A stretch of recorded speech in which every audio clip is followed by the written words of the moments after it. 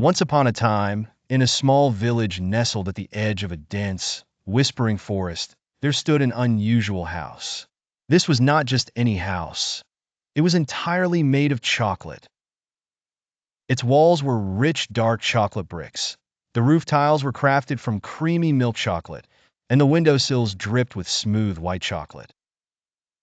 The village people often marveled at its beauty, but none dared to live in it, fearing it might melt away under the warm sun.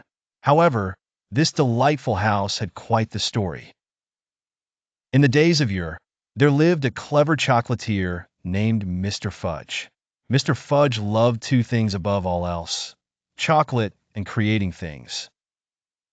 After years of perfecting his chocolate recipes, he decided to build himself a house out of his favorite ingredient. A house made to savor, he would say with a wink, as his hands worked magic with craft and cocoa.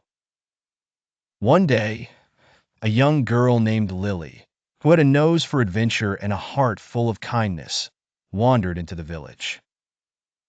Lily had heard tales of the legendary chocolate house from her grandmother, who often spoke of it as if it were a fairy tale dream come true. So, she decided to see it for herself. When Lily arrived, her eyes grew wide at the sight. Her mouth watered as she imagined the taste of the walls.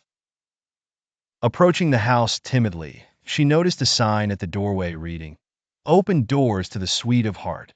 Intrigued, she followed a chocolatey trail into the house. Inside, she found rooms filled with chocolate furniture, cocoa bean curtains, and an incredible chocolate fountain gurgling happily.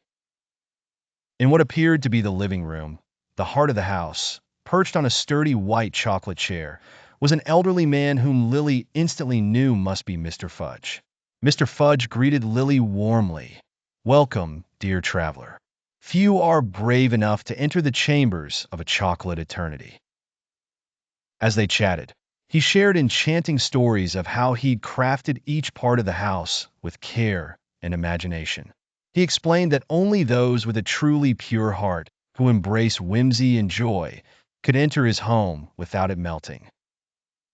Lily, enchanted by Mr. Fudge's stories, found herself returning to the village often. Each time she visited, Mr. Fudge would teach her more about the art of chocolate making, showing her how love and creativity could churn together to form sweet wonders. Years passed, and as Mr. Fudge aged, he decided it was time to pass on the legacy of his chocolate house. He chose Lily to be its caretaker, knowing her heart was as warm as any golden caramel.